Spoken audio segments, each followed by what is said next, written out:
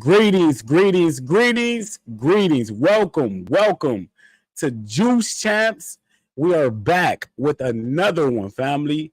Honored to be here. Welcome. Share the live. Make sure you guys share this live. We have a special one tonight. Lachey Taylor and I are thrilled to be here. We welcome Facebook, Instagram, YouTube. And we are thrilled to have the opportunity to bring high-level conversations to the community, family. It's been a tremendous experience, and we can't wait to have the conversation that we're going to have tonight. I'm not going to hold my sister, and I'm just not going to hold the conversation very much longer. I'm going to bring both of them on right now. Lachey Taylor and the Heraldess Adama Alaji. How are you doing tonight, Heraldess? How you doing tonight, Lachey? I'm wonderful, thankful. It is such an honor to have you on tonight. We are thrilled.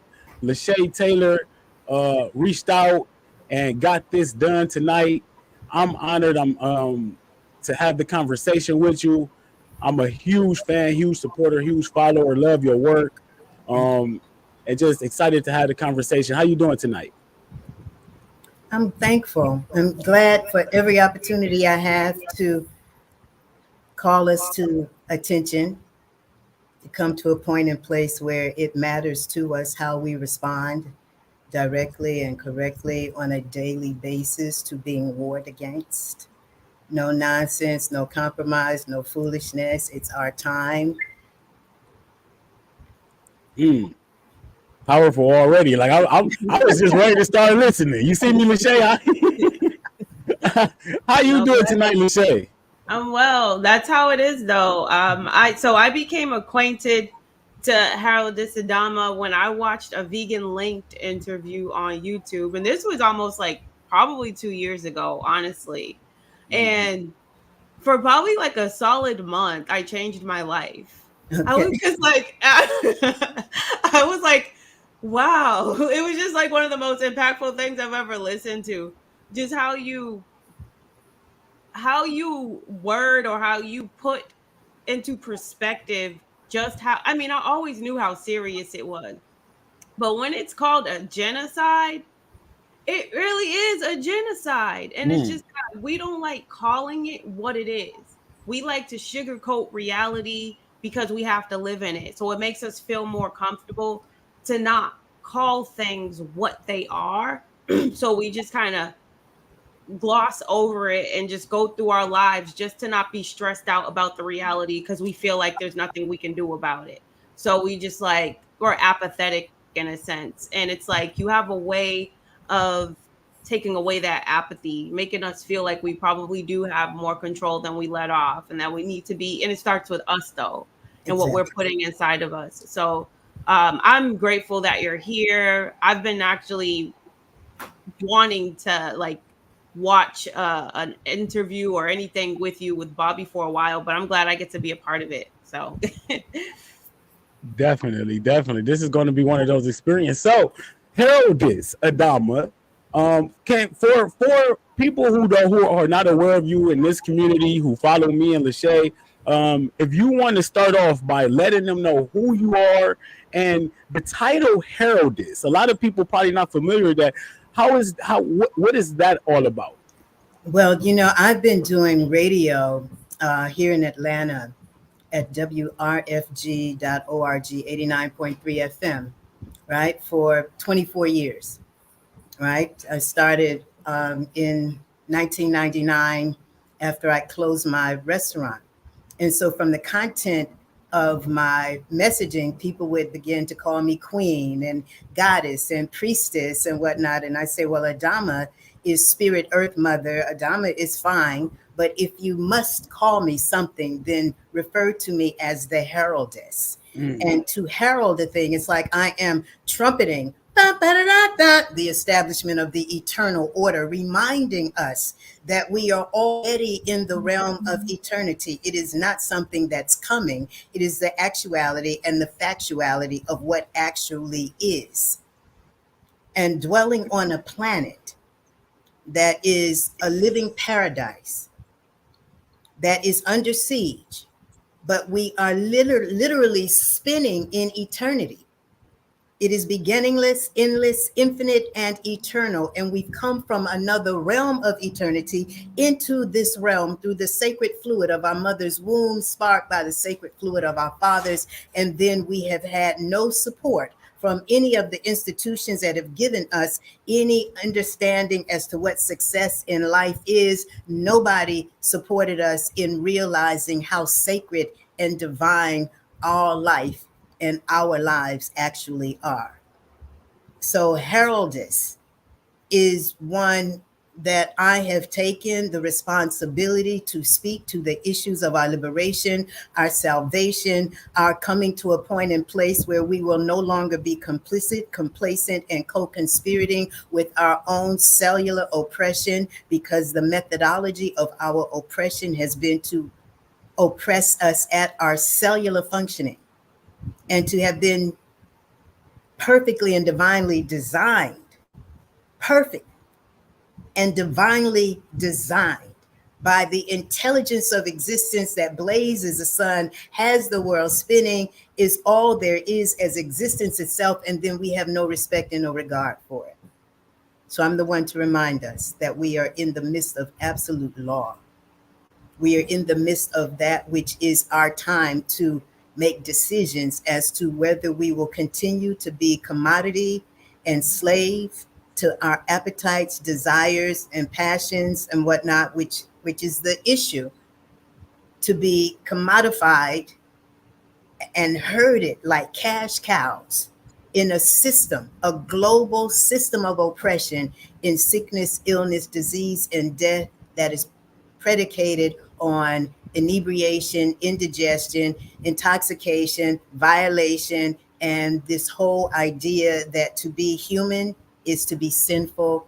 To be human means that you have to die. To be human means that there is no perfection. To be human means that you should not aspire towards anybody greater. You understand? To be human means that you accept your failures and you don't exalt any effort in being in the divinity and the truth of all that you are as this point and presence of this absolute and supreme intelligence that other ones refer to as God, Allah, Yah, Yahweh, Jehovah, whatever.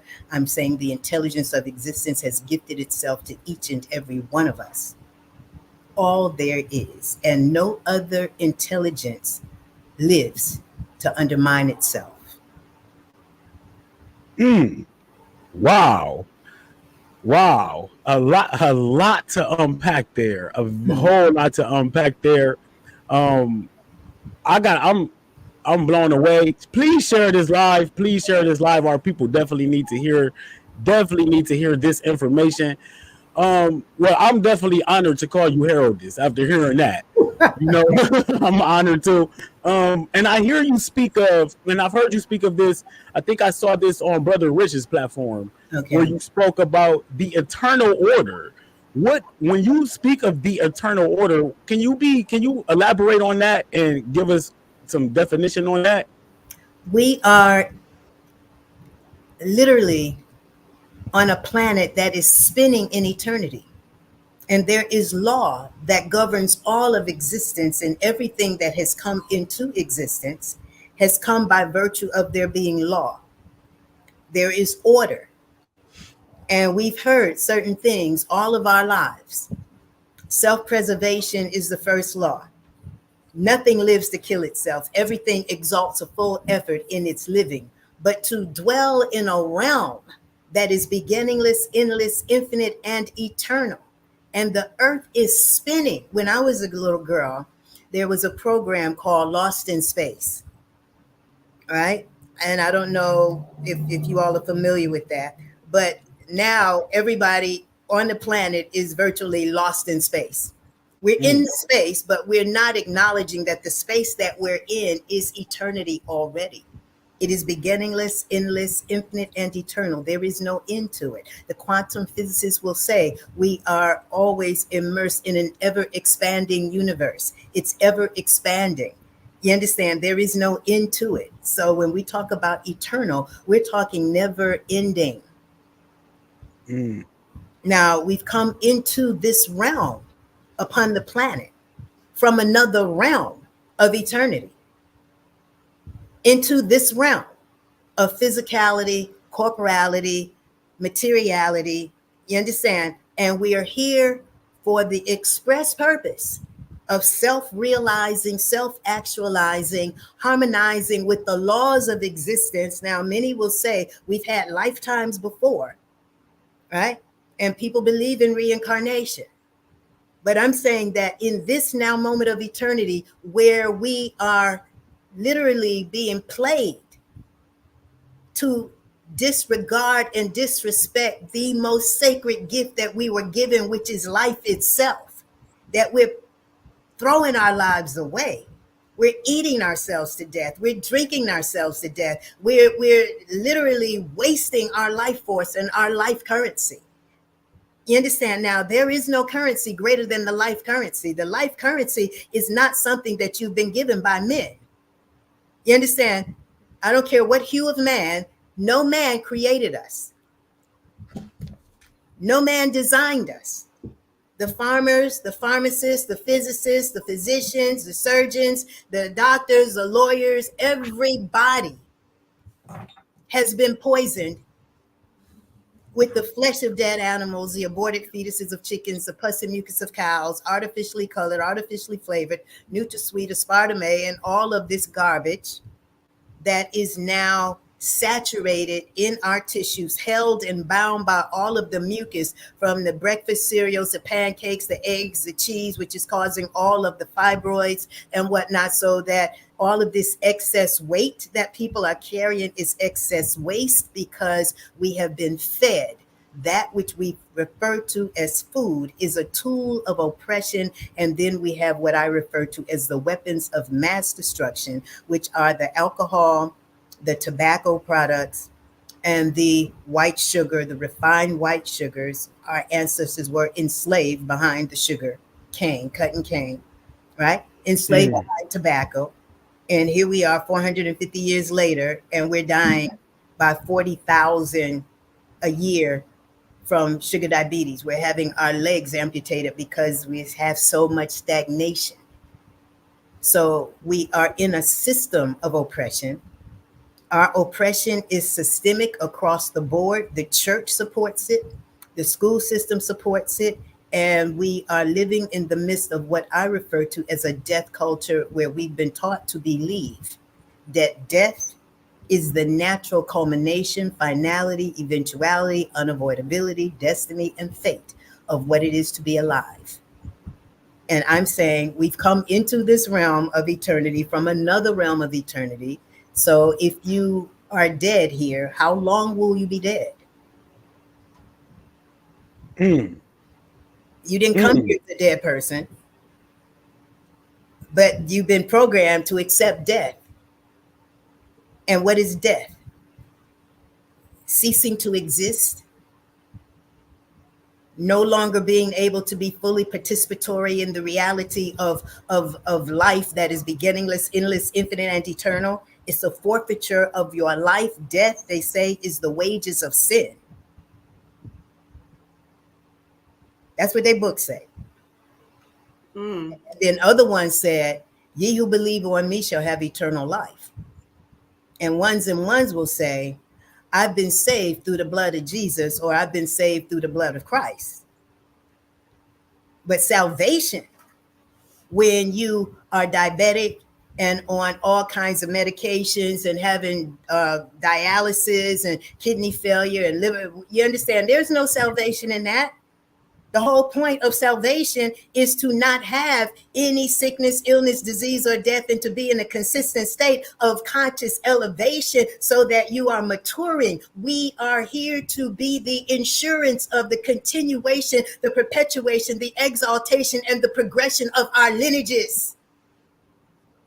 But genocide is intended to make sure that our lineages are being phased out of existence because each generation is given more poison than the previous one. We didn't have Skittles when I was a little girl. Our Reese's Cups and whatnot didn't have all of the poison that today's Reese's Cups have. Our Tootsie Rolls didn't have all of the garbage that these things have. Now, it's not children who get up and go to work and make all of this poison.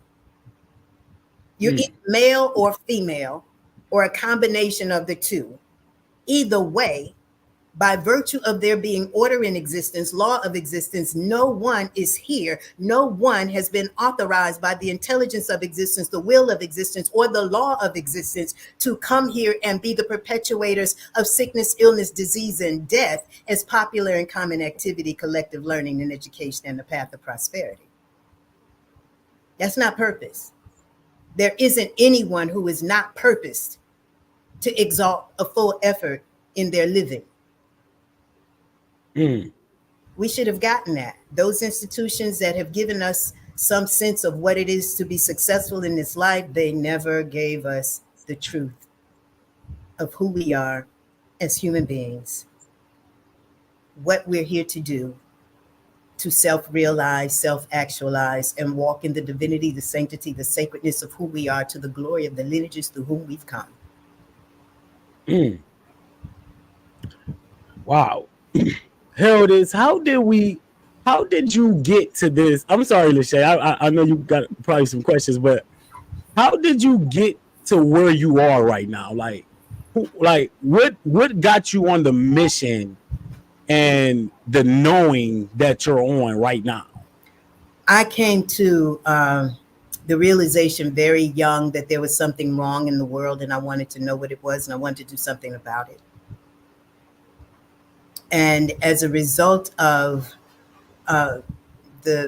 my early years, where, and this, I don't really like to tell the story. People say, what's your story? I'm saying, I don't really want to tell the story. Let me just tell the truth, right? Yeah. But the truth is that commitments were made for my life very young as a result of undergoing open heart surgery at the age of 4, where my mother had not made commitments for my life, and I was the third child conceived. The first two pregnancies were terminated here in Atlanta, and I was conceived on spermicide. So they were really trying not to conceive, but they conceived me.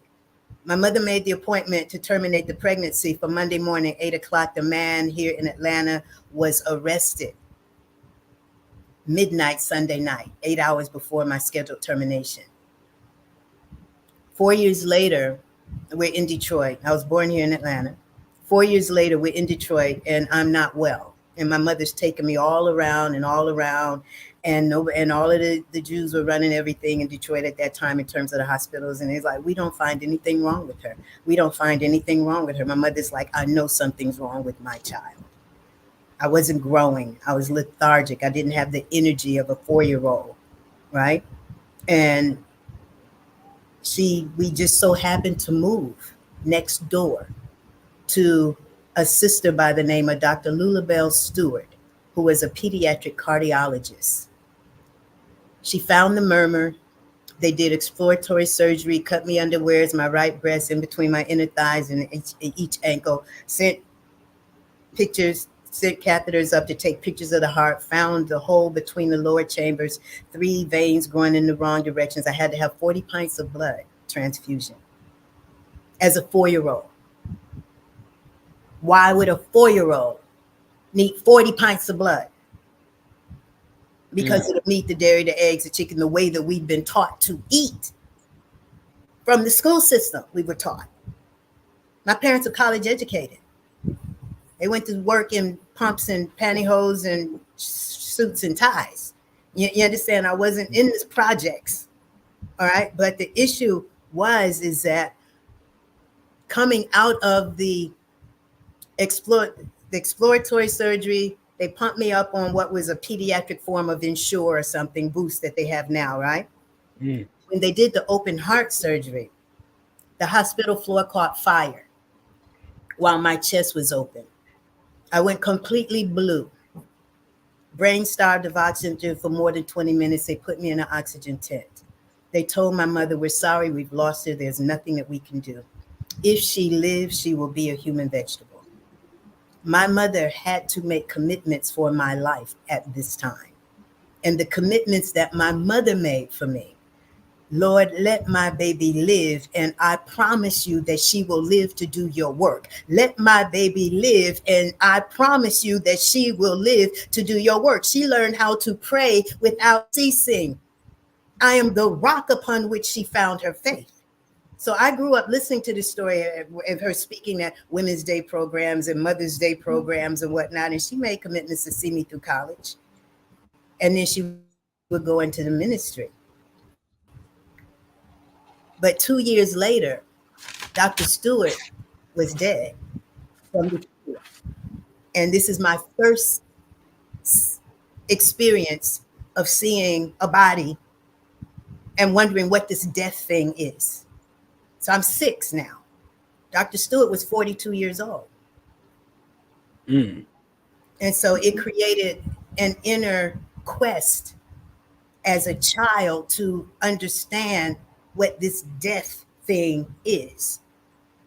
Because in my child mind, if we are the children of God and God doesn't die, why are we dying? Why are the people dying when we're all children of God? Mm. And so from that open heart surgery, I was in and out of hospitals because they never changed my diet. They never changed my diet. At 7, I knew I didn't want to eat the meat. At 7, I was throwing my parents' cigarettes away. At 7, I was throwing their alcohol away. I was writing stories about people coming together and being torn away through this thing called death. I'm just saying I was a different kind of child. I would pray every time the ambulances would run. You understand? I was in and out of hospitals all the time with profuse nosebleeds. So when my parents were divorcing, they said, well, we're divorcing. Who do you want to live with? I really don't want to live with either one of y'all. So they sent me to my grandmother. Love my people now. Don't mistake. I love my family. I love them, but I just couldn't take it. I couldn't take it. Them smoking with the car windows rolled up, and I'm struggling to breathe here. Okay, and so it wasn't until at 11, I'm 11. Go to the cemetery in Jacksonville. Look at the cross on the graveyard. In Detroit, you have to ride to the cemetery. South, the cemetery is in the yard of the church. So I go across the street, Mount Carmel Baptist Church, right? And I visit the cemetery because I was still in this perplexing thing about this death thing. Now, before that, I got hit by a car before I left Detroit at 10, right? I was having profuse bleeding, hemorrhaging from the emotional turmoil of not being heard, not being respected as a child, that had the consciousness of knowing that I didn't want to eat meat because I loved animals. I didn't want them smoking and drinking because it was not good. All right, so I had these issues. When I went to that graveyard and looked at the cross and looked at the name and looked at the date, the first date is when they take their first breath. The last date is when they take their last breath. The spirit entered the world, the spirit exited the world, right? The line constitutes the life. The life is constituted by the respiriting. That is your respiration. That is the breath. We are breatharian first. It is the breath and its intelligence that animates us, maintains and sustains us. We never had to have any of this stuff that they call food. Had to have it. That means had we never had the flesh of dead animals, the aborted fetuses of chickens, the plastic of cows, artificially colored and flavored Nestle's Quick and candy cigarettes and bubblegum cigars and apple beer. You understand? They started programming as children for us to want to be as adulterated as our parents. So by 21, we're labeled adult. We know shame, game, guilt, blame, and things that we don't discuss with people in terms of what we've experienced, what's done to us and what we've done. That's common because we're in a system of oppression. feeding us like kids, not respecting us as children that are destined to become men, the progenitor of lineages, and wombed men, the perpetuator of lineages. You ask a child, what are you going to be when you grow up? They say, oh, well, I'm gonna be a basketball player. Oh, I'm gonna be a nurse. Oh, I'm gonna be this. And I didn't ask you what you're doing. I asked you, what will you be? And the children couldn't answer the question. What will you be? Or what are you now, a little boy? I said, so what will you be when you grow up? A man. What is a man? You understand? Basic things that we didn't get. Yeah. In terms of being the progenitor of lineages. So our socialization as little girls, we would socialize with baby dolls and easy bake ovens and this and that, where the boys would socialize with G.I. Joes and Tonka toys and trucks and this and that. And the boys that played house with us with babies and whatnot, they called them sissies. So you got two different programs running in terms of girls wanting to be mothers and fathers, boys not even understanding what it is to be a father. Divisiveness. That's the name of the game. Divide and conquer. Yeah. Always. So as individuations of this absolute and supreme intelligence, when we are divided within ourselves, when we feel entitled to do that which undermines us, when we feel entitled to nurse and facilitate any lust, passion, desire, or whatever that can cripple us, and we don't care. We are right with having our toes cut off and having our legs cut off and having our breasts cut off and having our wombs removed. You understand? That's what it is. It's a program. Now we're deprogramming to reprogram so that the conscious care. Now you'll never do something you don't care to do. I'm trying to set the bar a little higher as to what our aspirations are for our lives, because we will never have anything greater than our lives. There is nothing that can be added to us that is greater than us. There is no currency that man has made that is greater than our life currency that God has gifted us.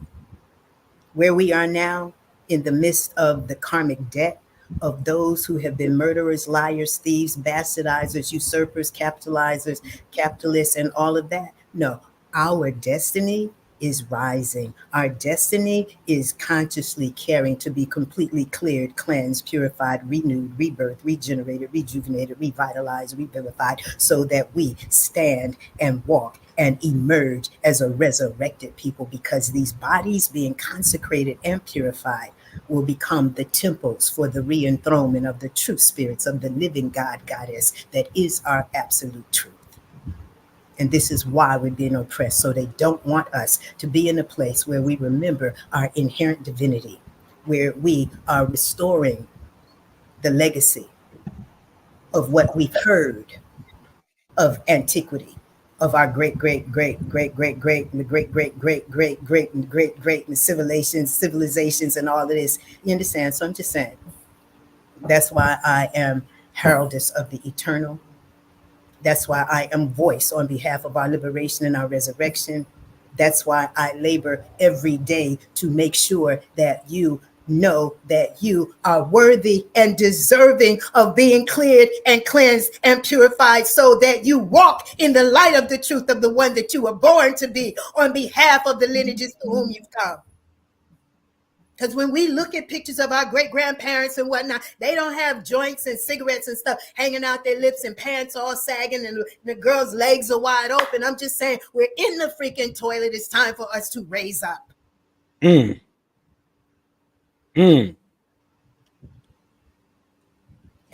by design.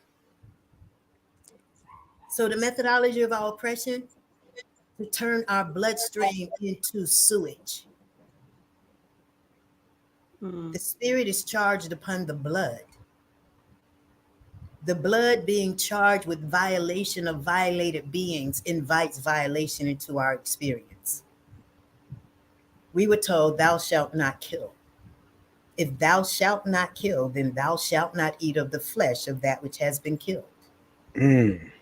But when you have the rot of pigs and cows and turkeys and chicken and the aborted fetuses of chickens and ostrich and alligators and crocodiles. See, people eat all kinds of things all over the world.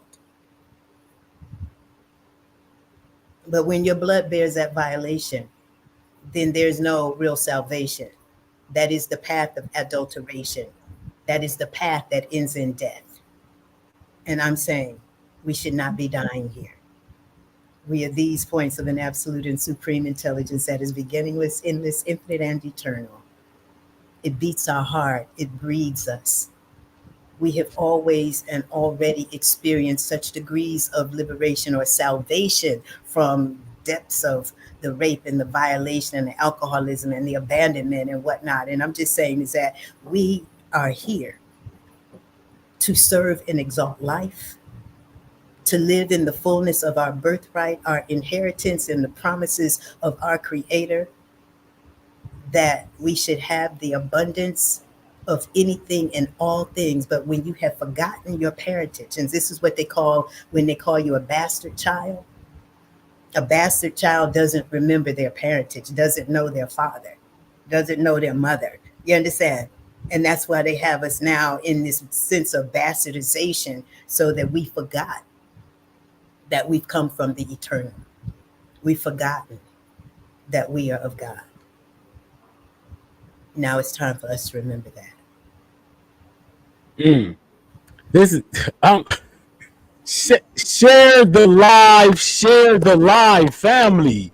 I am so. This makes me even more honored and more like I feel so good after hearing you speak about doing the work that I'm doing.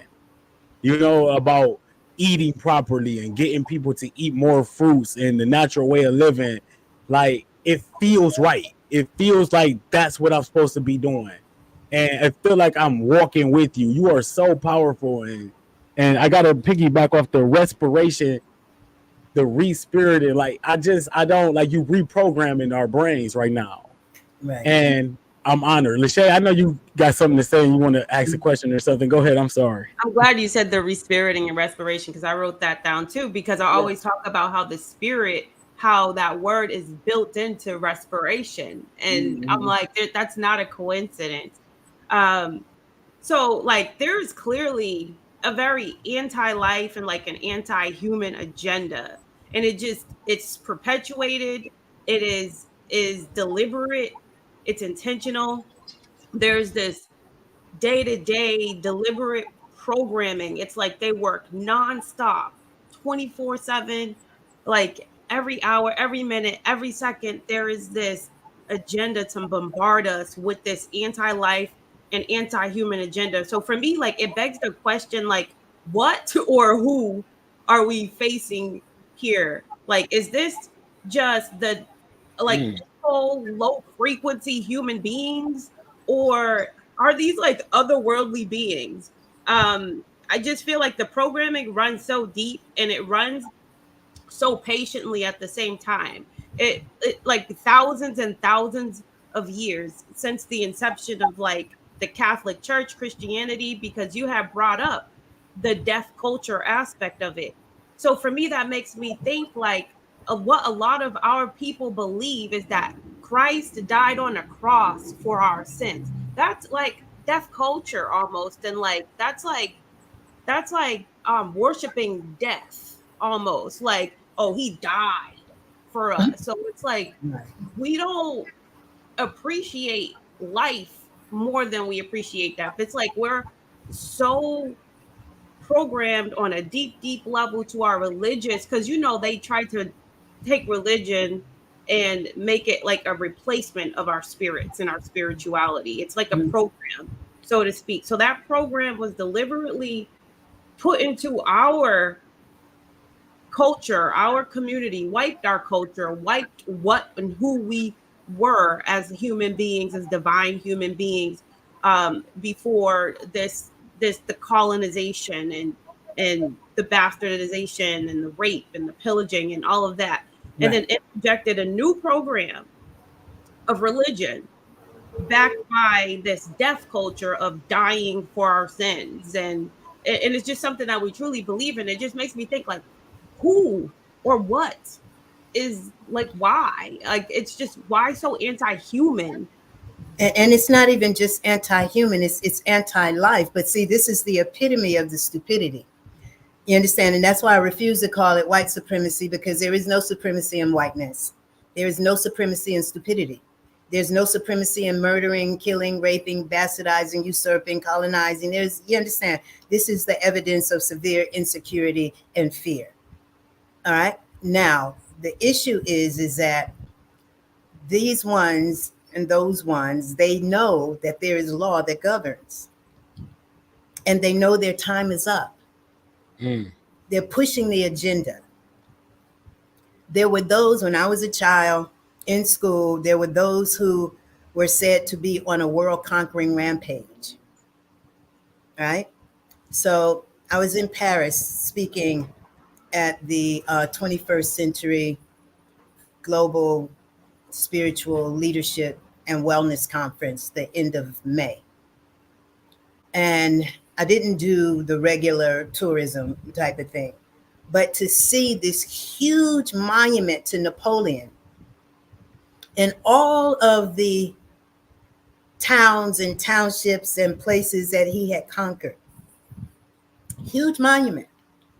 And I remembered that this is part of the world conquerors, conquering the world. What makes you want to conquer the world? What makes you think that there is some virtue that you gain from being murderers, from being liars, from being deceivers? So we need to really focus on the reality that there is absolute law that governs our life. And the fulfillment of the law is absolute love. And love is the harmony of truth. That we all, every order of existence, dwells by virtue of the presence of this absolute and supreme intelligence that is beginningless, endless, infinite, and eternal. We are all that. There is only one self.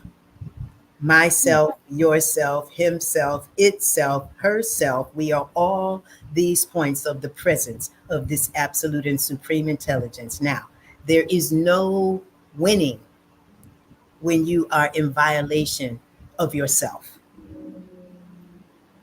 Right? There's no winning when you are warring against the whole of humanity, Mother Earth, Mother Nature, and whatnot. You understand? Because there is absolute law. What you do unto others will be done unto you. I am emphasizing the responsibility that we have to clear, cleanse, and purify our bodies, because we have the violation of violated beings charged on our blood. We have the alcohol and the tobacco, and these people have been permeating and penetrating us in every atom and every cell of our being with pesticides, herbicides, antibiotics, hormones, blue lake dye, and this is where all of the cancer is coming from.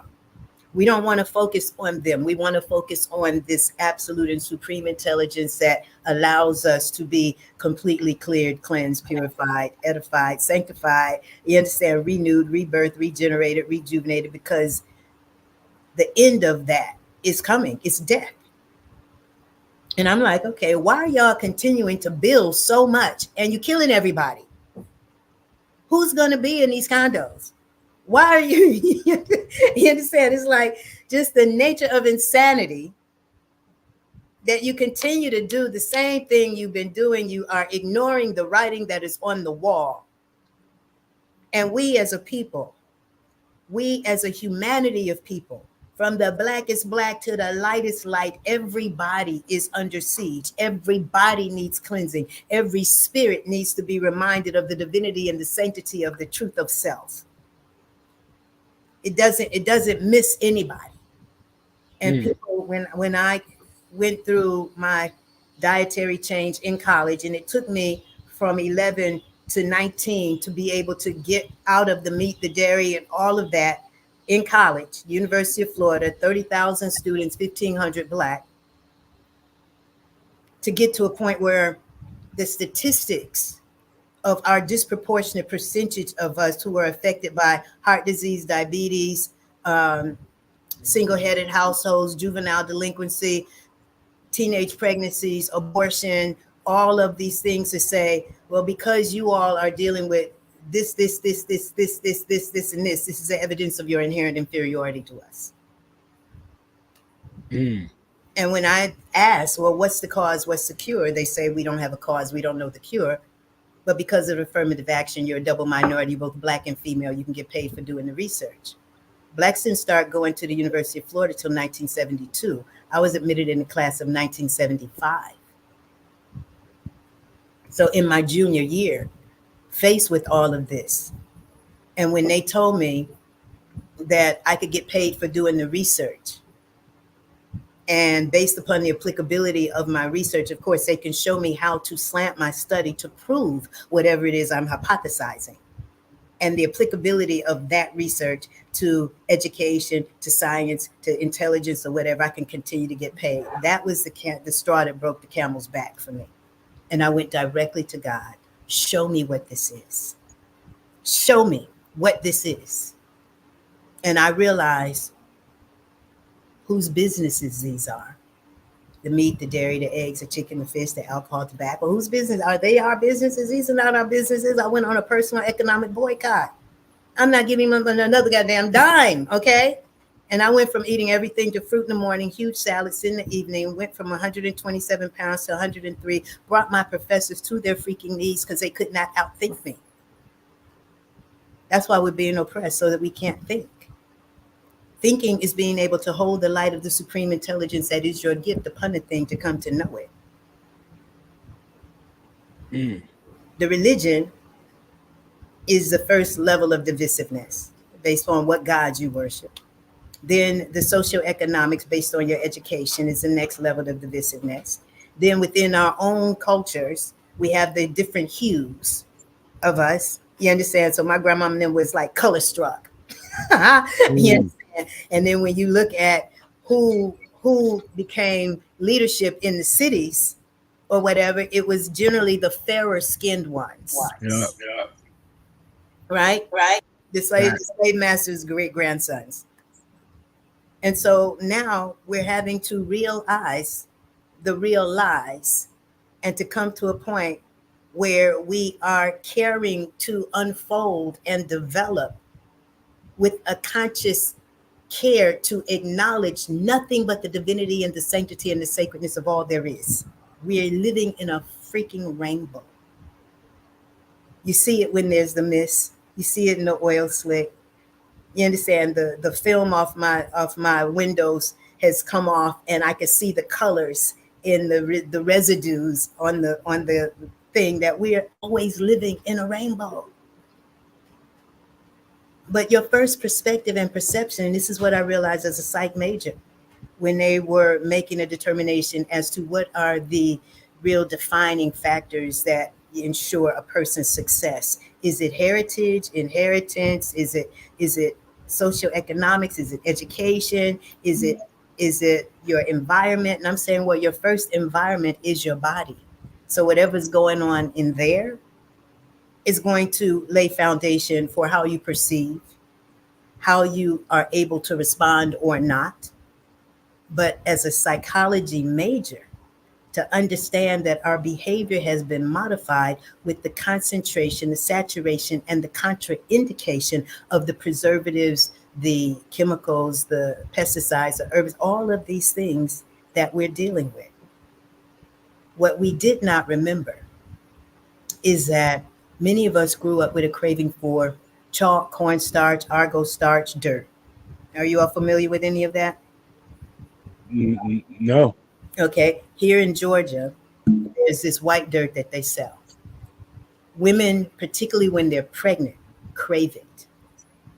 I personally was craving chalk, cornstarch, argo starch as a child. I did not realize until I was here in Atlanta on the bus, 4 months pregnant, going to see Lila Africa, who I was spending a lot of time with, he and his family, while he was writing African Holistic Health. And Bill Cosby had given Morehouse College so much money, and they were excavating and this and that. So there's a huge pile of red dirt on top of the earth. And my mouth watered. And it was so pronounced that when I got to Lila, I said, Lila, My mouth watered when I saw all of this red dirt on top of the earth, right? He says, oh, well, your body's just craving minerals. Go get you some clay. My son just turned 42. I have been dealing with this clay daily since then. Mm-hmm. The clay is the natural detoxifier for the nitrates, BHA, BHT, artificial colors, artificial flavors, da da da da da da da da. Every species, tropical birds, take poison berries and dip it in clay. Horses have clay licks. The potato, the original potato, is a toxic tuber. And migrating tribes would take the clay, make it a paste, take that potato and dip it in the clay because it neutralizes the poison. And so that's why I'm incorporating that in my protocols for the cleansing. So it's not just about changing the diet. I've seen so many vegan vegetarians in the 46 years that I have been strict and been in one community. I've seen so many vegan vegetarians pass away from uterine cancer, cervical cancer, ovarian cancer, prostate cancer, respiratory disease, because nobody made a proper estimation and guesstimation as to how much nitrates, BHA, BHT, artificial colors, artificial flavors, the stuff that was in our hot dogs, our cereals, and all of this stuff from the time that we were children. How do we know this is genocide? Because the intention of the genocide, just like we see with Israel and the Palestinians, is to kill the children. Abortion has become the number one killer of us as a people. So how do we respond? Our first level of response, when you realize that you're being warred against, is to do nothing to undermine your cells. Your second response is to do everything you possibly can, as intensely, intentionally, deliberately, as long as you possibly can, to be completely cleared, cleansed, purified, renewed, rebirthed, regenerated, rejuvenated, revitalized, revivified, and restored in the light of the truth of the supreme intelligence that you are, as this living, loving, potent, and immortal point of the presence of that which we refer to as God, that I refer to as the intelligence of existence. A lot to unpack there too. And I want to start off with the I definitely want to get into the clay.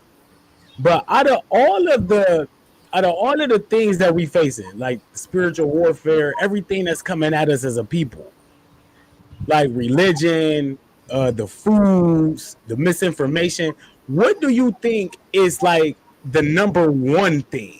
Like what's like, so is it the food that we should start with? Is it the diet change? Like, where do we start at? You start in remembering that we are under divisiveness. So if you're calling yourself Muslim, if you're calling yourself Hebrew, if you're calling yourself Christian, if you're calling yourself Black, if you're calling yourself Moor, that is divisiveness. Refer to yourself as an intelligence of existence. That cuts the chase, because what? The whole thing was divisiveness. Right now, as an intelligence of existence, you're perfectly and divinely designed. You're not designed for any of that garbage that they call food, which is why everybody who's been consuming it for all of this time are having issues. Mm-hmm. Our bodies are perfectly and divinely designed. We are breatharian first. Everyone has to breathe. It is the breath that is the animating, maintaining, sustaining force of our lives. Our bodies are 80% water, like the earth is 80% water. So we're reconstituting the body to being 80% water, highly charged, mineralized water, not 80% mucus and sludge and rot of carcass and all of this garbage. So the issue is remembering the divinity, the sanctity, and the sacredness of yourself, accepting it. So we each are charged upon this cross that is the skeleton. Can you get out of this alive? That's our point. You understand? So that I am presence that we each are, that we each can affirm for ourselves, I am that I am. Who do they say you are? I am that I am. But there's an integrity that is with the I am that we each are. And that integrity as a being exalts a full effort in its living. It understands the oneness of all there is. So we're changing our mind, but it will not stick if you don't clean that blood. You understand? Now, mind you, the whole oppression is to turn the blood into sludge, sewage. You've got the rot of pigs, cows, turkeys, chicken, alcohol, tobacco, reefer. You've got all these vaping places and hookah and all of this. And I'm just saying, who in the hell just licensed you to be able to just freaking undermine people? But that's the system in which we're living. That you have the right to kill yourself by any ways and any means necessary. Because it's genocide the entire time. So our coming to this place and space where you're not feeding the body now. You're cleansing and you're fueling. Mm-hmm. You're creating greater oxygenation, hydration, mineralization. We were taught that we're supposed to have all this protein. It's all this excess protein and that rot of all of this stuff that's causing all this cancer and all of these tumors, where the body is so intelligent, it's isolating so much of these things. It's becoming cysts and tumors throughout the body and becoming cancerous because of the acidity. So oxygenation, hydration, mineralization to create the alkalization that is facilitative of cellular repair, regeneration, rejuvenation, revitalization, consciousness expansion. But you can't do it until you bring the clay into it, because just changing the diet doesn't get those chemicals out of your system. And then what's happening with a lot of people is that they change the diet, they lose weight, and then all of a sudden everything is going to hell. The skin is breaking out, they feel lethargic, they feel bad. That's because they did nothing to open up the channels of elimination so that the toxins that were being loosened up could get out, and they're recirculating in the system. So let me ask you this. So for somebody like myself, who I came from 268 pounds, drugs, alcoholism, and literally all I did is I really just stopped drinking and started eating fruits and stuff. Never really done anything else. So am I supposed to be on like the clay and those chemicals like still that in your body, baby? The nature of the chemicals is that they're not intended to get out. Now, when Hitler's regime was overturned, the United States government gave his scientists asylum here in the United States. They are behind all of the chemicals that are in the stuff that they call food. It is behavior modification. How do we know that our behavior has been modified? Because we feel entitled to undermine ourselves. That is nothing natural. All right. So I've seen people who would do and have the experience of doing all of these drugs for all of this time, all the tobacco, all the alcohol, all of this, and then do a water fast. Right? Yeah. But then do nothing to open up the elimination. Now, what happens when you stop feeding is the body starts loosening up all of this stuff. But if you don't open up the elimination through the sweating and then through the enemas, because the skin is your largest eliminative organ. So we have to sweat from head to toe. The lymph system has, you understand, you got to stimulate it and whatnot. It's not just good enough to go and work out, because you're working all those poisons back right into the muscles. And if we're doing a vegan form of the same stuff that we've been taught to eat, there's no alkalization that's really happening. If you go from eating a lot of meat and to eating a lot of nuts and sprouted breads and hummus and all of this other stuff, you are not getting the cleansing. Yes, you will lose weight, but you are not really getting to the root of the cleansing, nor the fullness of the consciousness that is available to us. See, the intelligence of existence does not need a book to communicate with us. That which we refer to as God never needed a book to communicate with us. The people need books to communicate and whatnot because the body is clogged. when you think about all the pancakes. Now, when I was a child, you take flour and water, it makes paste. So the flour and water, pancakes, waffles, breads, biscuits, pastas, pastries, flour and water, right? Processed cereals. So you go from eating Captain Crunch to having kashi. You go from eating Aunt Jemima's and Mrs. Butterworth to having buckwheat pancakes and pure maple syrup for breakfast. You're not cleansing. The body is going to try to cleanse because you're not eating meat, dairy, eggs, chicken, and fish. But the organisms, the parasites, the bacteria, the viruses are still with you. So the clay helps to bring that out, the enemas. So people say, well, sister, if you've been strict vegetarian for 46 years and you've been off of potatoes and yams and rice and beans and all of this for 20 years, then why do you still do these enemas and the clay and all of this? I say, because I'm still brushing my teeth and I'm still bathing. It's a psych to have us think that we could brush our teeth and bathe the outside and then do nothing but put junk down your throat that's going to settle in your trunk and move throughout your body, holding waste. And then brothers be like, and sisters too, well, I just can't think about putting something up my behind. I say, well, you shouldn't have put all that garbage down your throat.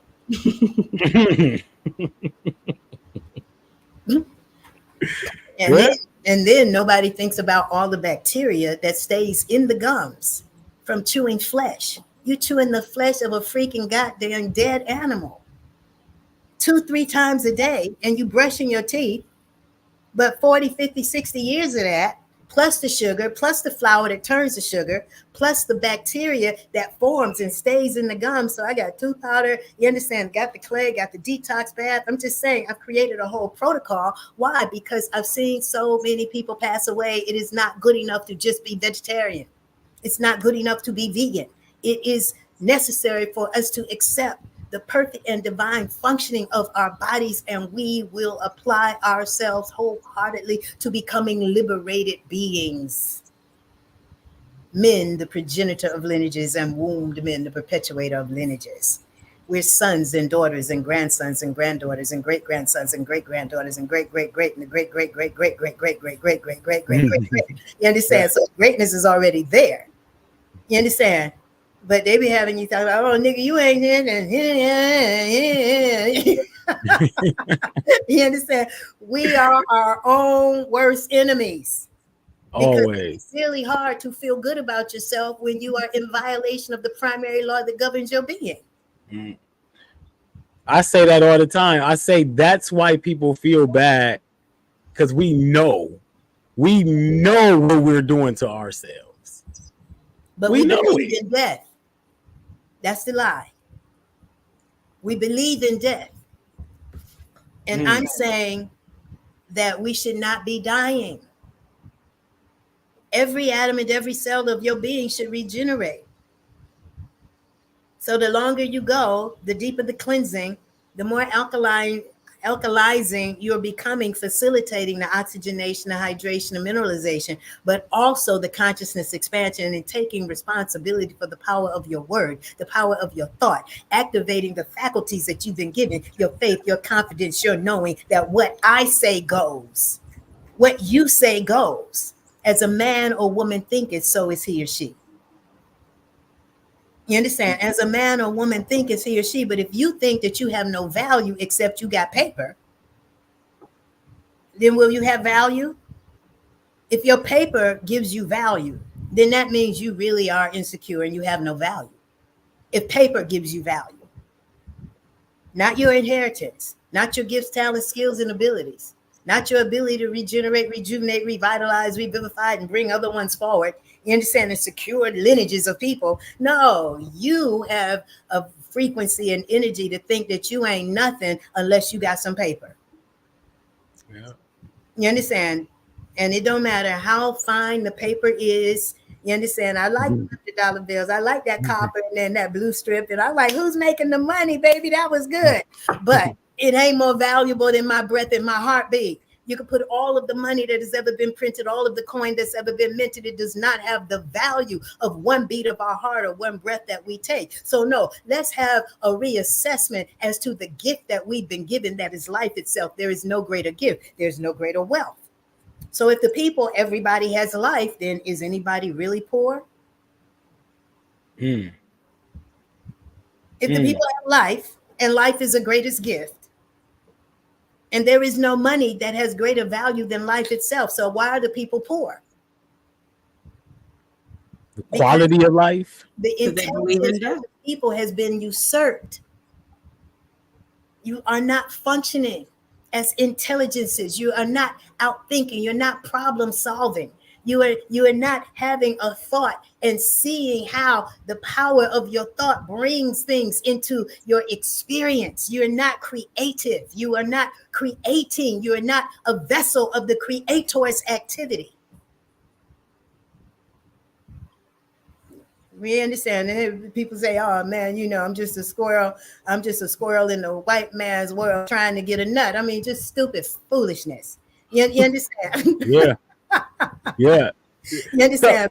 But we've been taught to devalue ourselves because we are in a system that devalues all of life.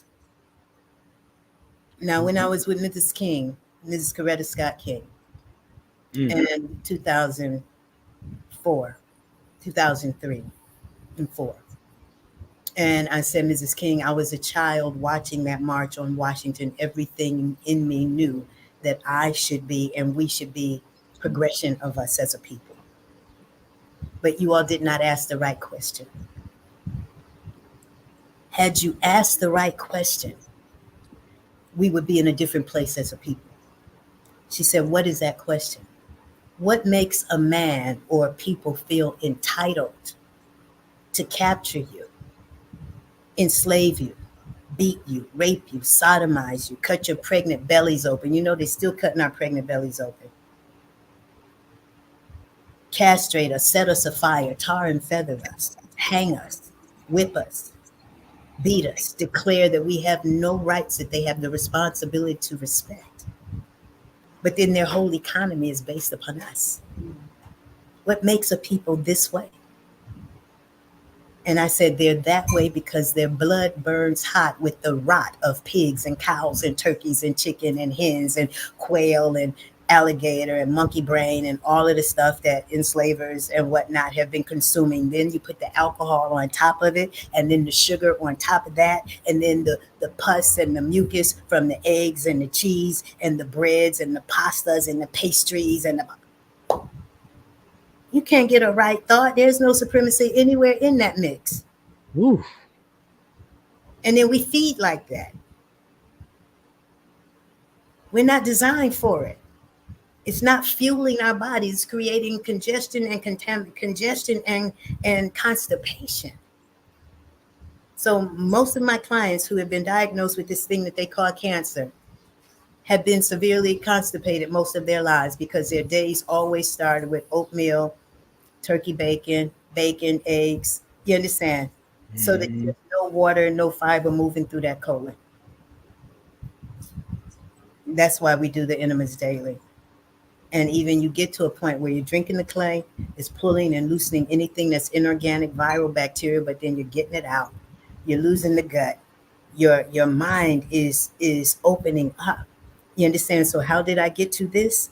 Is the consistency of knocking, asking, seeking, praying, consciously caring to love God with my whole body, heart, mind, life, and soul. But I made a commitment at 20. Let me live to make a difference in this world, and let me not live at all. But I refuse to be enslaved. I refuse to live for the next 40, 50, 60 years working for a freaking dollar, trading men like you trade shoes, and watching everybody around me die, and I can't do anything about it.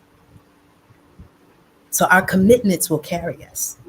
And just because I made that commitment at 20 does not mean that I have not consistently recommitted and recommitted and recommitted and recommitted and recommitted. Because people gave their blood for me.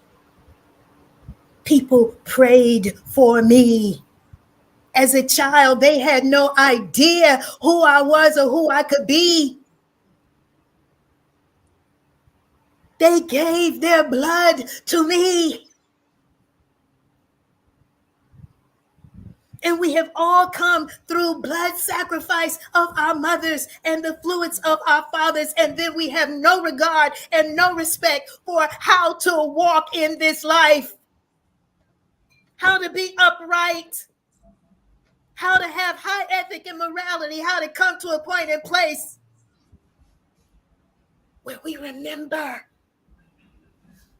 the divinity, the sanctity, and the sacredness of our lives. To be under the auspices, to create a direct connect with our angels, our guides, our guardians, our ancients, and to function under the auspices of our souls. That's what liberation looks like. It don't look like we just making more money doing stupid shit stuff. I get it. The majority of the people are doing stuff don't even need to be done. How can you have a company that produces products that's marketed all over the world that absolutely has nothing nutritious in it? Nothing. And it is consumed more than water. And then we hail these people up as if they've created something great. And so, no, I'm calling a boycott of the death industries. We, as these living, loving, intelligent, potent, and immortal points of an absolute and supreme intelligence, can no longer support our own demise, kill our children, be a detriment to ourselves, and then think we don't deserve to die.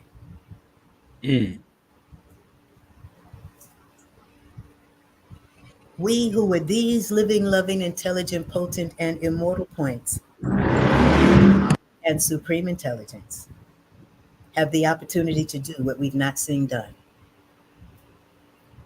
To love this absolute and supreme intelligence with our whole body, heart, mind, with all of our might. To consciously care to honor the lineages through whom we've come. To invoke and call forth the greatness of the lineages. Because the liberation at the cellular level, mind you, the methodology of oppression has been to oppress our cellular functioning by turning the bloodstream into sewage. The spirit is charged upon the blood. Whatever the condition of the blood is going to lay foundation for the condition of the thought, the condition of the spirit. That's going to lay foundation for the choices that we make. The choices that we make consistently over time is going to give evidence as to who and what we actually serve. But because there's absolute law, I am the voice of reason and warning that when you work on behalf of the corporate deities of death, the meat, the dairy, the eggs, the chicken, the fish, the alcohol, tobacco, the sugar, the soda companies and whatnot, you are literally working towards your own demise. By law. Your life force was not given to you to undermine the life force of anything and anybody. So you're going to get what you put out there. So we know that there's a cataclysmic ride with demise that's happening. We don't have to participate with it. So the clearing, the cleansing, the consecration, the purification, the commitments. Let us be committed to clearing, cleansing, consecrating. Let us consciously care to be in a place where we're not talking about egotism and vanity. You understand? We're not talking about, peace, God. You understand all of this slapping back and forth and thinking that we look like we conscious, but then you can't take care of your children. You don't have faith. You understand? You have no creativity. You've not committed to that which is beating your heart and breathing you. Oh, well, she can go and get, she can go get assistance. I've heard all kinds of stuff out here behind those who supposedly so conscious. And I'm saying, no, the roach is conscious. The water bugs are conscious. Everything is conscious enough to love its life. So when you turn the lights on, they're going to scatter. That's a fact. That's a fact. You understand? Everything that lives is conscious. So we're not saying I'm saying there's no unconsciousness. There is a deliberate attempt to make sure that we are not responding correctly and directly as intelligences of existence. That we have become complicit, complacent, and co-conspirating with our own cellular oppression because we feel as though it is the free will that we have been given to be wrong. We've been given the free will to be enslaved to whatever appetite, desire, passion, or lust that we care to indulge ourselves in. We think that that's freedom. And I'm saying the freedom, when you look at the word freedom, the freedom, the present frequency of your energy, your liberation has to happen at the cellular level where you are literally being charged. So the herbs are the cell food. The water helps to push the things, the toxins out.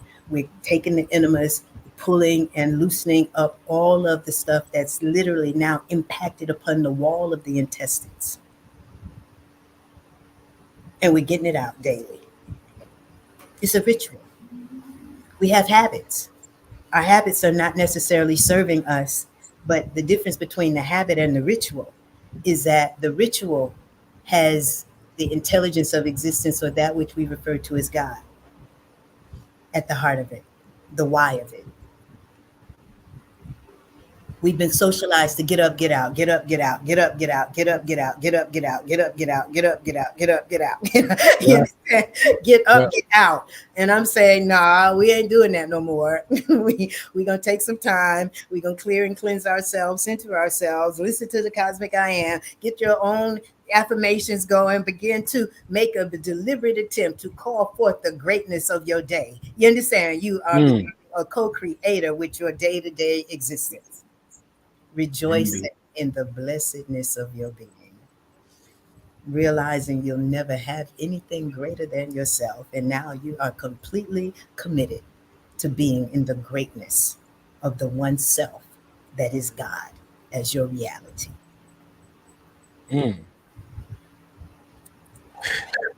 Shay, you got anything you want to say? Like anything, any questions? I mean, I'm a student right now.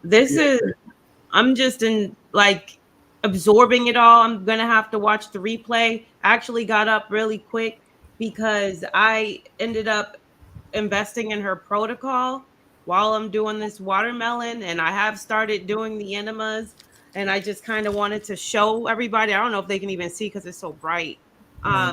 But you know, these are the clays. This is a detoxification bath clay. I got 2 packs of these. And then this is the internal cleansing clay for health and beauty. So I've actually been using these for the enemas. And then there's also like face clay. So, you know, it's real. Like this is real. Like we don't only want to sit here and listen to this and be like, yup, she's right. This is powerful. This is deep. And then after the broadcast ends, be in our heads about making change, making excuses for why we can't invest in true intracellular cleansing. And then realizing that this is not only a temporary thing. This isn't something we just doing for the summer. This isn't something we doing just because we in the energy of it. But this is something that we must commit to for the duration of our lifetimes. And like, you know, putting a finality on anything and speaking in absolutes is scary, you know, to a lot of us because we're really stuck and set in our ways, and our egos are still attached to our old ways of being, and we're still extremely addicted to the poisons and the toxins and all these things that deteriorate our health. However, if we are just as easily committed to keep eating like trash and poison and decreasing our length of life over the, you know, or just deteriorating our quality of life, then we can just as well use the same amount of mental energy to start reprogramming ourselves to want to live the rest of our lives being committed to cleansing in like making this a lifestyle, not just something we're doing for maintenance so that we can go back to yo-yo dieting into those ways. And so that is just my message. And I'm not only just speaking to you guys, I'm speaking to myself, because it's a reprogramming, it's a journey, but we have to make a decision. Right. And I'm 46 years into this. I've done extensive fasting. Most people who are doing fasting are not doing enemas. If you fast, you should do an enema at the top of the day and the end of the day, because the body is cleansing, particularly in the kind of heat that we're having here in Atlanta. That basically your body is so intelligent. And this is what we have to really realize. We are intelligences of existence, perfectly and divinely designed. And for the 24 years that I've been doing radio, for the 46 years that I have been teaching and really advocating for us to really respect the divinity that we refer to as God.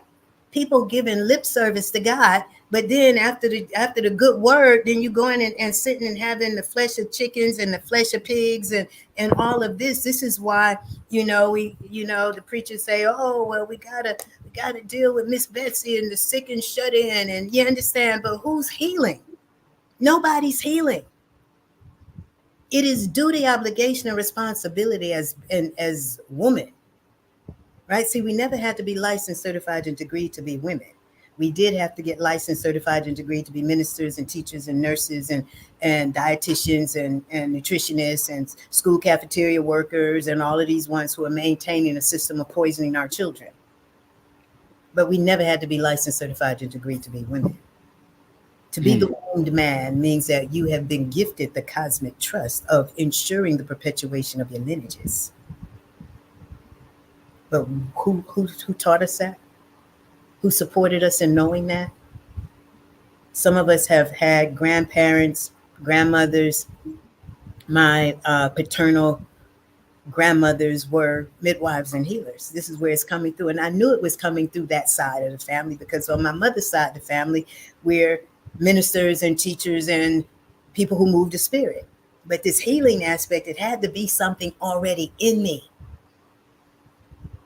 And this is where we have the opportunity to realize that our inheritance has been passed through the lineage, in the genealogy. The toxic food puts us on a DNA lockdown so that we are not accessing our true inheritance. We think inheritance is just dead people leaving us something. Mm-hmm.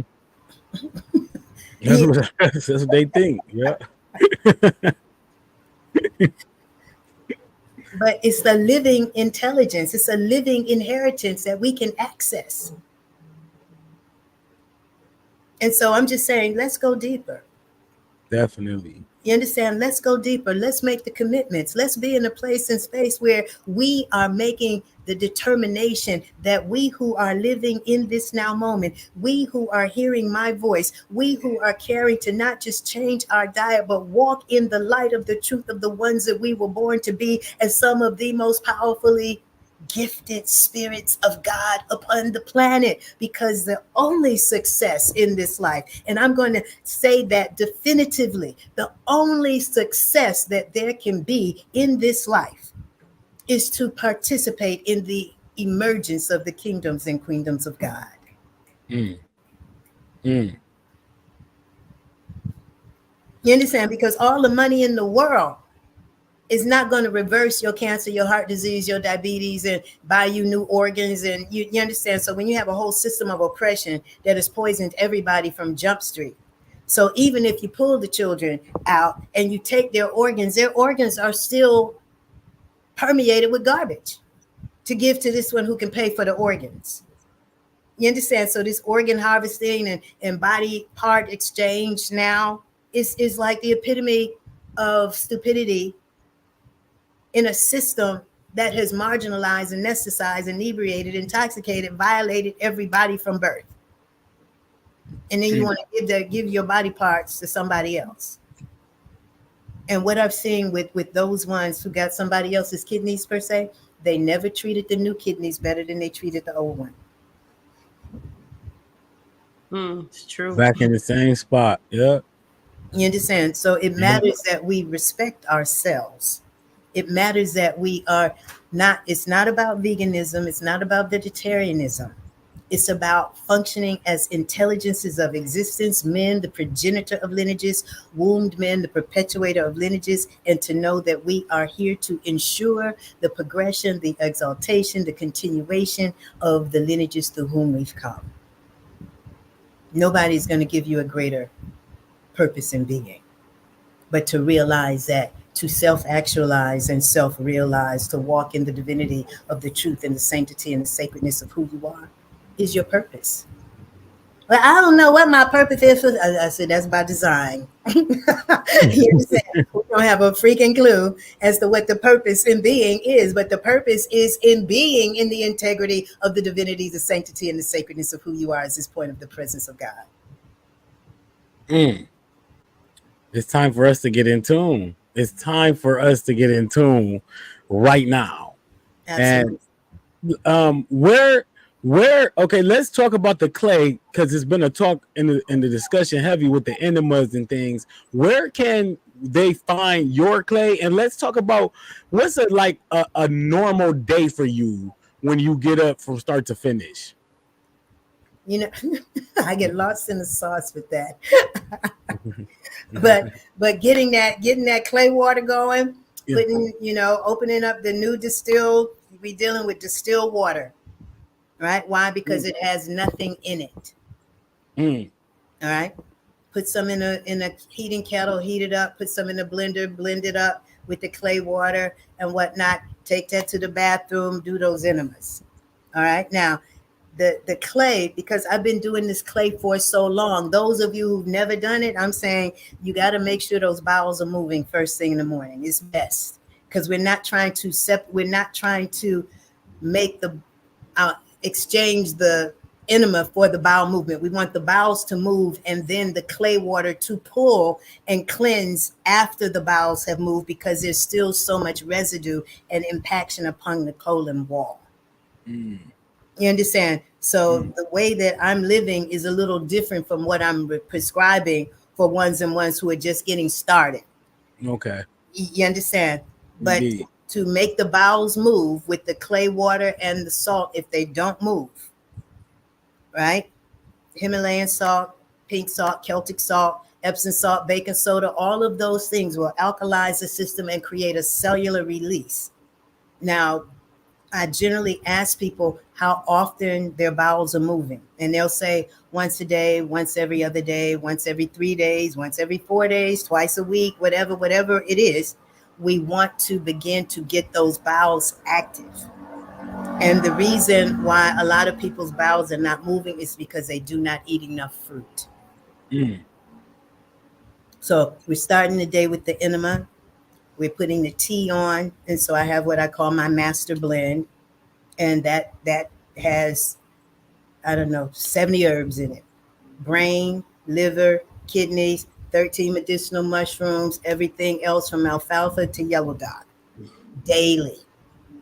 Put it in like a Mr. Coffee, making a pot so everybody in the center can get their own, right?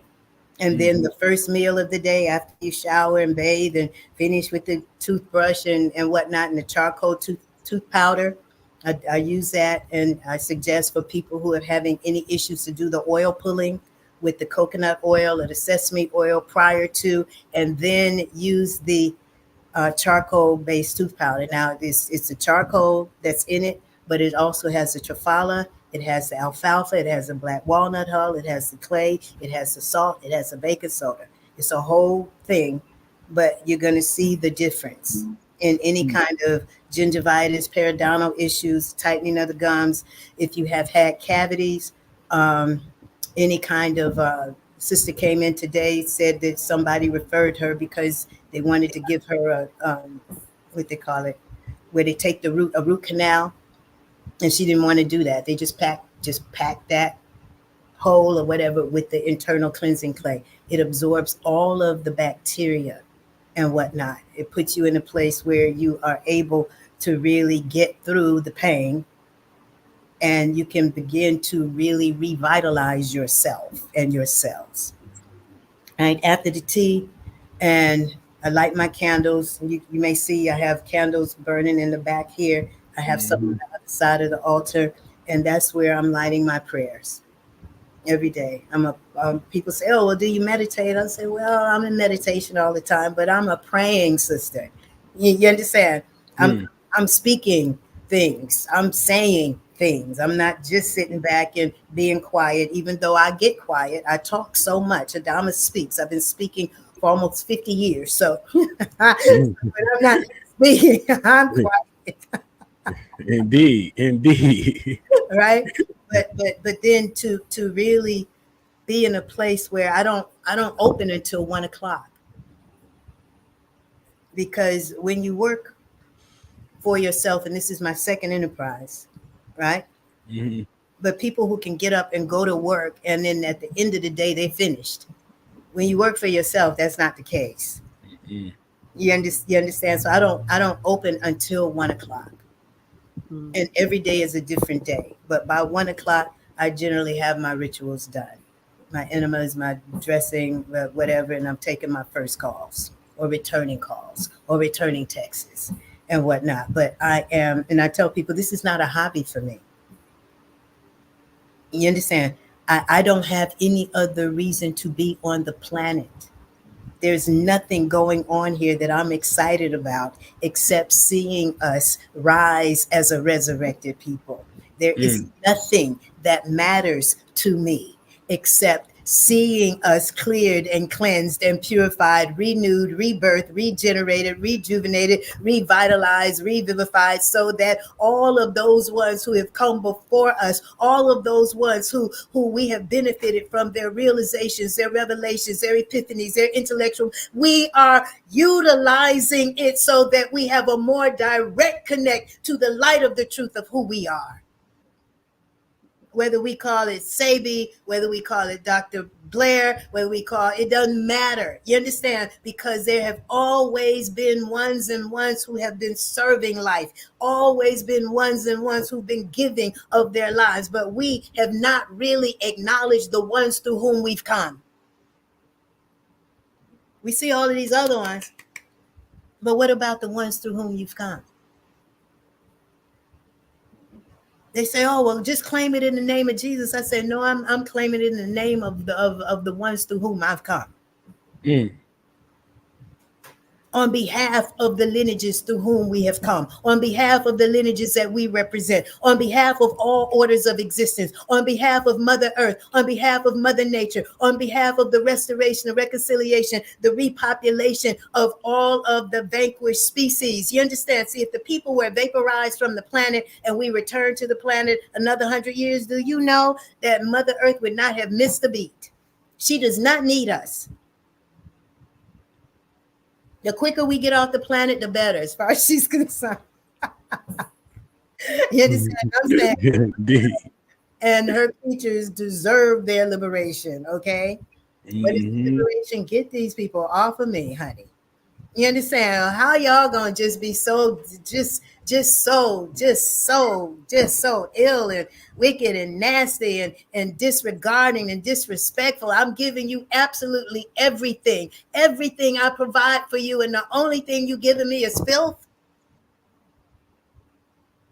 Ain't no mom in her right mind gonna stand for that. You remember how Marvin Gaye's daddy told him, I brought you here, I'm gonna take you out. That's how that's what's going on.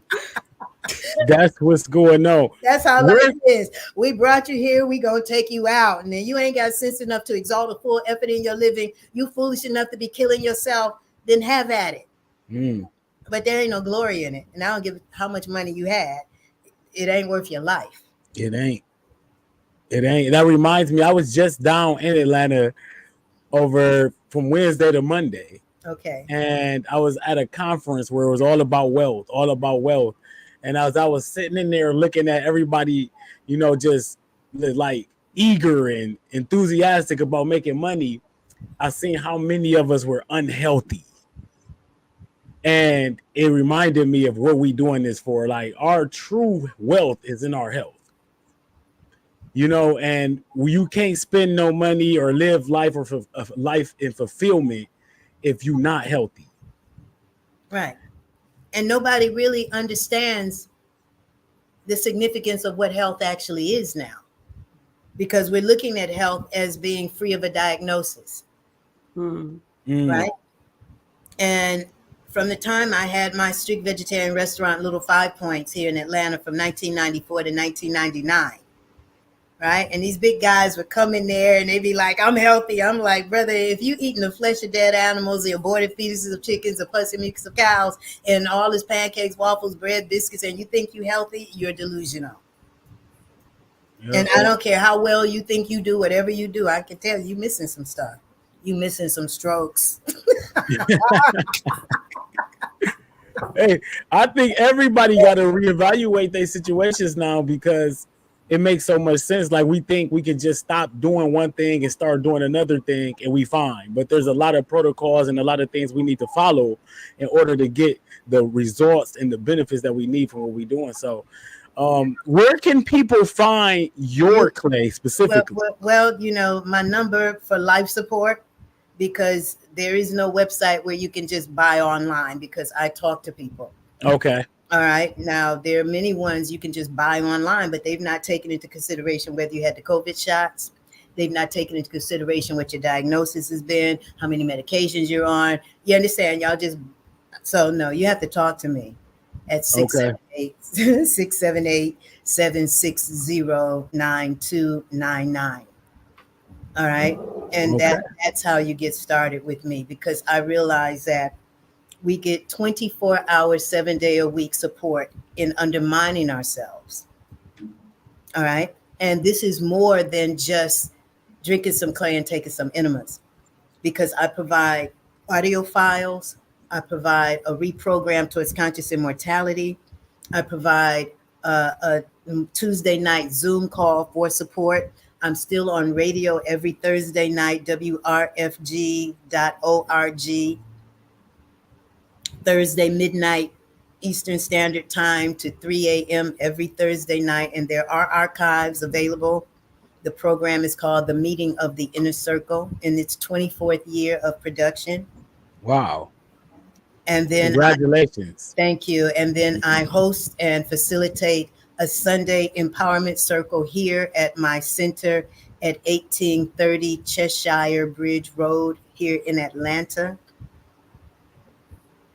And otherwise, you can just put Adama Speaks, Adama Speaks, into YouTube or any search engine, and begin to really listen. Because see, the issue is that we've heard the lie for so long. Adama. I'm sorry. We've heard the lies for so long that we've internalized them as if they were the truth. And so are coming to a point where we become intensely intentional for truth, because we were told, know ye the truth, and the truth makes you free. Right? And I remember one of my listeners called in years ago. They used to try to debate me. Nobody debates me anymore. They used to try to debate me. They say, well, sister, don't nobody know what the truth is. I say, you don't know what the truth is because you did not ask for the truth. Indeed. Those of us who knocked and asked for the truth know the truth. See, you get what you ask for. That's how the law works. You get what you ask for. When you are intensely intentional about anything, you're going to bring into your experience the things that help fulfill that. Period. You understand? The junkie gonna want more drugs. The prostitute gonna want more Johns. You understand? The wino gonna want more wine. Everybody get what they want. It's just that we have just such a low frequency and vibration of what we're asking for. So I'm saying, no, you might as well ask to walk the face of this earth in the integrity of the truth of yourself, but you have to be cleansed in order to do it. You have to be caring. It has to be consistent. It's not something you do. I talk to people all the time and they say, well, I used to be vegetarian when I was in my 20s. I say, well, how old are you now? You're in the 50s. So you got 30 some years of more accumulation. So this is not something you stop. You're not going to stop brushing your teeth and bathing. But to do internal cleansing is like, it's like, why? I'm saying, why would you not? You live in the body. You don't want to be clean inside and out. And so I'm having good results from brothers who have been diabetic and they got these serious holes in the foot, toes that's falling off and whatnot. I'm telling you, it reverses everything. Consistency over time. We're perfectly and divinely designed. You have to deal with the earth. The earth is a planet, but she is a paradise. She is an intergalactic spaceship that is 80% water. She hosts us and provides us absolutely everything we require. But we rather take the chemo and we rather take the radiation. We don't want to drink no dirt. Sister told me, she said, "Ooh, I can't even begin to think about drinking no dirt water." I would say, well, that's how I feel about the flesh of dead animals. Right. It's really not that bad either, though. I started drinking it the first time. I was like, it really wasn't as bad as I imagined it to be. It went down smooth. It's no different than drinking I don't know, like tea, or I don't know. It just really better than that Skull. Better than that Hennessy, better than that cognac, better than that stuff that's gonna burn you up and rob your brain cells and destroy your liver. Now we can swallow any kind of poison. Yeah. Well, you understand, but that's how we know our behavior has been modified. Yeah. You reach for death before you reach for life. Because the viability of the earth is, you understand? So the viability of the soil is what makes the fruit and the vegetation viable. But this clay is coming from deep within the earth. It is not surface dirt. So it has the high iron content. Iron is the mineral that the liver, as the major organ of detoxification, requires. But it is magnetic. And it's going to pull and loosen and help dissolve those fibroids, those tumors, those cysts, those boils, whatever. I'm just saying, at this particular point, let's reverence and worship our Creator in honoring the greatest gift that we each have been given, which is ourselves. And I can imagine, just like anything else, it's very important where you and who you getting your clay from. Well, I don't know a lot of people who are doing clay. I've talked to one brother in California who showed me a picture of some red clay that he got. I don't know what the difference is, but if it's clay, if it's really clay, then it should still have some real viable things. Now, there is always the thing about the energetics. You understand? See, there are a lot of people handling a lot of things. Yeah. You don't know nothing about these people. Yeah. Anything when you go into a vegan restaurant or vegetarian or go to places to eat, you don't know nothing about these people and their energetics and who's serving you and what they're doing and how, you understand? You don't know anything about it. But we are definitely influenced by that which is colorless, odorless, tasteless, invisible. Doesn't mean it's not there. You know, so with the frequency of the energy that I walk in and walk as, you understand? And the place, when people come into my place, they be like, wow, I could feel, you know, they're feeling the frequency of the energy because we've got years of prayers that have been prayed throughout this place. All of our drum circles, all of our praying. We have a Sunday empowerment circle, all of the gratitude and the thanksgiving that's been expressed here. You understand? So it matters that, you know, what I've found is that a lot of times people who have heard that video, they went on Amazon and tried to order the clay, right? They didn't call me. So they didn't get all of what they could have gotten had they called me. Because it's not just about the clay and it's not just about getting the burdock and yellow dock and the sarsaparilla and a few herbs that I named. But this is how the system works us so that we don't want to go directly to the person. We want to sidestep. We want to go over here because we think that we can do the same thing that they're saying. Mm-hmm. There is no way possible that you can do exactly what I'm saying without me saying it to you. Facts. Well, this has been. Oh, go ahead, Lachey. Go ahead, please. We had a conversation when I had asked Adama if she could come on the podcast, and there was one thing we were talking about food, and you had made a comment about how you like raw veganism. I don't think that's realistic for a lot of people, especially depending on where they live. And you had made a comment when you said minerals cannot be destroyed by heat. Right. I don't know, kind of provided some sense of relief to me in a weird way, because it's been my goal to eat as high living food as possible. But in the wintertime, I live in New England and Massachusetts. It gets cold, so sometimes you want to eat something warm, but then I'll feel guilty about it's not raw, like the dogma of the lifestyle, so to speak. And I try not to be like that, but you be in the community long enough, you allow certain schools of thought within the community to kind of like fear you into a belief system, so to speak. Anyways, if you could just like expound on that. I know it's getting late. I don't want to drag this on too long, but like just the minerals can't be destroyed by heat. Right. And that's why the tea is so powerful. You understand? So you're not, you understand? So what are you doing? You're steeping the tea in extremely hot water. Some people would have you boil the roots and this and that and the other. So how could it be medicinal? How could it help you if the minerals are going to be destroyed with the heat? Mm-hmm. So your iron, your calcium, your phosphorus, your manganese, your silica, all of these things are not destroyed.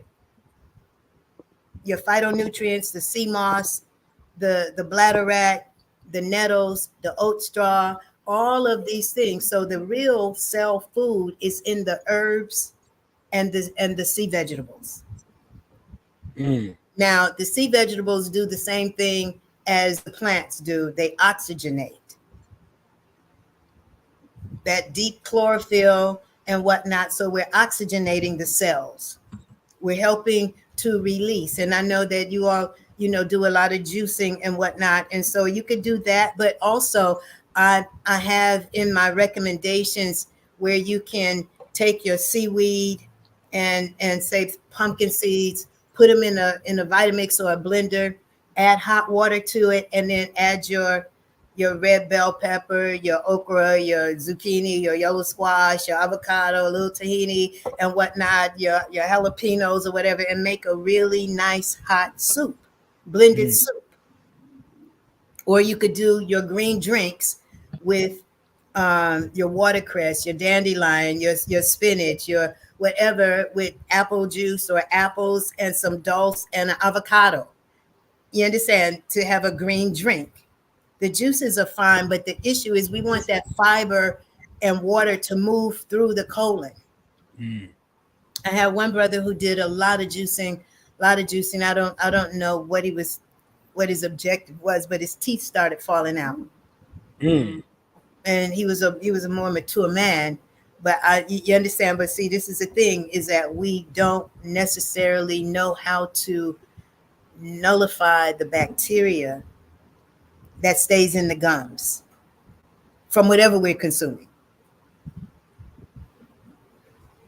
All right, so I am really expounding and really getting us to realize that the herbs, the sea vegetables, the dulse, the kelp, the sea moss, the bladderwrack, and the medicinal herbs are where our real nutrients are coming from. People are into this chickpeas and quinoa and avocado. I'm saying, yeah, but it's not cleansing. How do you start your day? You want to start your day to give your digestive system a reboot. So we're starting our day by initiating the cleansing, the alkalization, doing the enemas, drinking the tea, and then the first meal of the day is fresh fruit. Not a smoothie, fresh fruit. You eat your fill of one fruit. So today I had a ton of cherries. Yesterday, you understand? And so it could be grapes, it could be apples, it could be cantaloupe, it could be whatever, but to give our digestive system a reboot, because see, this is where the foundation of the oppression comes, in your inability to digest what it is you're consuming, because your digestion is directly related to your ability to make right inferences of thought. Wow. You're right, plant-based charity. This is very good. Heraldess, you've been magnificent tonight. Our people really need this information. I'm gonna give you the floor before we get up out of here for the night. And I want you to tell the people where to follow you at, where to get in contact with you at, and say whatever you want to the people before we get up out of here for the night. Okay, very good. Yes. And so I am impassioned about you coming to a point and place where you realize that you will never have anything greater than who and what you already are, but naked. That there were those who sacrificed. And though they may not have been giving you all of what you require, because we are in a system of oppression, but we do not have to participate with it. Come to this place and space within your own centeredness, in your own heart, that you care, and speak it to yourself. I will live to make a difference in this world. I will live to honor and glorify the lineages through whom I've come. I am worthy and deserving of my clearing, my purification, my renewal, my realignment with the divinity and the sanctity and the sacredness of the all that I am, as this point of the presence of this absolute and supreme intelligence that is beginningless, endless, infinite, and eternal. Your best way to communicate with me is 678-760-9299. You can listen to me as much as you like. I've got an unlimited amount of content at bbsradio.com. I've got, if you just Google Adama Speaks or YouTube Adama Speaks. Join me on Thursday nights at wrfg.org, midnight Eastern Standard Time to 3 a.m. Otherwise, my email, adamaspeaks@gmail. And those who are in the Atlanta area, we are open 1 to 8 most days, Saturday by appointment, Sunday Empowerment Circle at 1830 Cheshire Bridge Road, Northeast Atlanta 30307. Do not let it be said about you that you didn't care. Do not let it be said that you were a detriment to yourself, a detriment to your family, a detriment to your lineages, and that you spent your time killing your children, feeding them the flesh of dead animals, the aborted fetuses of chickens, the pussy mucus of cows, hot pockets, and all of this garbage. Let us now create a boycott of the death industries by exalting a full effort in our living, our loving, our exalting a full life's urge in regaining our footing upon the path of eternal life, our feet firmly grounded and founded in the soils of absolute truth, and we becoming radiant under the light of an absolute and eternal sun as the emergence of the kingdoms and queendoms of God arise. I am the voice of our liberation, our resurrection, and heraldess of the eternal, and you and I are here to be fully participatory with our resurrection. I love you with the perfect love. I look to hear from you soon. Thank you so much.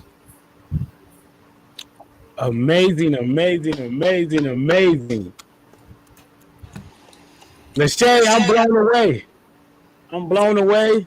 I'm so grateful to have introduced you to the people who are in our sphere of influence. I was looking at the comments. They was like, I don't know who this lady is. I love her. I was like, yes. They know who Yes, yes. Well, I'm self-appointed general in the army of God, and it's our time. Okay, don't be feeling no way. It really is. Come it on really with is. Come it on really with is our time. It really is, and I'm honored to be here. Honored to be speaking with you. Honored to be doing the work. And I look forward. We're going to bring you back on. It's so much more to talk about. I We know. definitely could. We could fill another 2 hours. You know what I'm saying? So we definitely gonna do that. And I appreciate you so much. Thank you for all the information. Thank you for all the work you do. Thank you for all your service, for all the years you've been putting in. And I'm just blessed and honored to be a part of this. Thank you. Thank you. Thank you. Thank you so much, Bobby. Bless you. Thank you. Thank you. Appreciate you so much. Wonderful You're here time. anytime you're getting your package, okay? Yes, yes, yes. Have a wonderful night, Harold, as you enjoy your evening. Absolutely. Thank you. Listen to me tomorrow night. Tomorrow night. 89.3 FM WRFG.org midnight. There it is, WRFG.org midnight. Make sure y'all check that out. Make sure y'all contact her for all the products and services that she have. And with that being said, we're out. Y'all have a wonderful night. Thank y'all for showing up and showing out, family. Peace and love. Thank you. Enjoy. Peace.